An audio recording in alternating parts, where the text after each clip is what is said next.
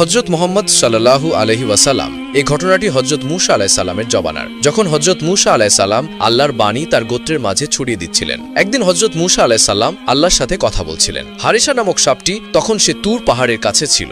এমন সময় মহান আল্লাহ তাআলা হযরত মূসা আলাইহিস সালামকে বললেন, হে মূসা, শুনে রাখো, আমি তোমাকে পছন্দ করেছি এবং তোমাকে যেমন প্রেরণ করেছি এমন আমি তোমার পরেও আরো অনেক নবী ও রাসূল প্রেরণ করব। কিন্তু শেষ যুগে আমি একজন নবী প্রেরণ করব যার নাম হবে আহমদ। তখন মূসা আলাইহিস সালাম আল্লাহ রাব্বুল আলামিনকে জিজ্ঞাসা করলেন, ইয়া রাব্বুল আলামিন, আপনার নবী এবং তার উম্মতরা কেমন হবে? তখন মহান আল্লাহ রাব্বুল আলামিন বললেন, সে হবে দয়া ও করুণার উৎস। সে কেবল মানুষের জন্য নয়, বরঞ্চ জিন জাতি এবং সমস্ত সৃষ্টিকুলের জন্য সে হবে রাহমত স্বরূপ। তার উম্মত আমল কম করবে, কিন্তু আমলের অপেক্ষায় তারা সওয়াব বেশি পাবে। সে আমার শেষ বাণী পবিত্র কোরআনুল কারীম নিয়ে আসবে। এবং মহান আল্লাহ রাব্বুল আলামিন আরো বললেন, সেই নবীর প্রতি যে ঈমান আনবে তাকে আমি মুক্তি দেব, তাকে যে ভালোবাসবে সেই ব্যক্তিকেও আমি মুক্তি দেব।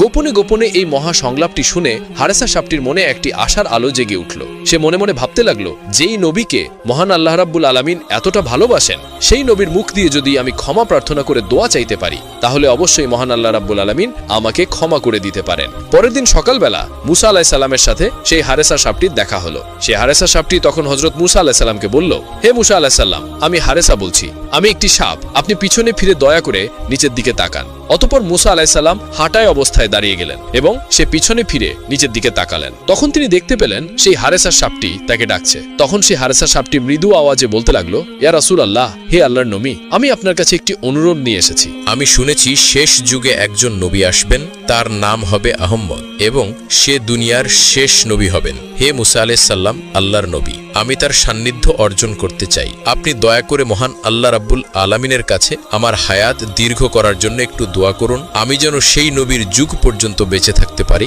এবং তার সান্নিধ্য অর্জন করতে পারি। তখন মূসা আলাইহিস সালাম সাপটির কাকুতি শুনে মহান আল্লাহ রাব্বুল আলামিনের কাছে প্রার্থনা করলেন এবং সাথে সাথে আল্লাহর কাছে দোয়াটি কবুল করিয়ে নিলেন এবং সাপটিকে বললেন, হে হারেসা, তুমি অমুক জঙ্গলে যাও এবং সেই নবীর যুগ পর্যন্ত তুমি সেখানে অবস্থান করবে। তুমি আজকে রাতেই ঘুমিয়ে পড়বে, আল্লাহর রহমতে তুমি তার যুগ পর্যন্ত বেঁচে থাকবে এবং ঘুমন্ত অবস্থাতেই থাকবে। মনে রাখবে, যেই যুগে তোমার ঘুম ভাঙবে সেই যুগই হবে শেষ নবী অর্থাৎ নবী আহম্মদের যুগ। তখন সেই হারেসা সাপটি মূসা নবীর কথা মতোই সেই জঙ্গলে গিয়ে গুহার ভিতরে একটি গর্তের মাঝে ঘুমিয়ে পড়ল। বছরের পর বছর কেটে গেল, যুগ বদলায়, রাজা বদলায়, মূসা আলাইহিস সালামের যুগও চলে যায়। তারপরে অনেক নবী আসেন এবং তারাও চলে যান।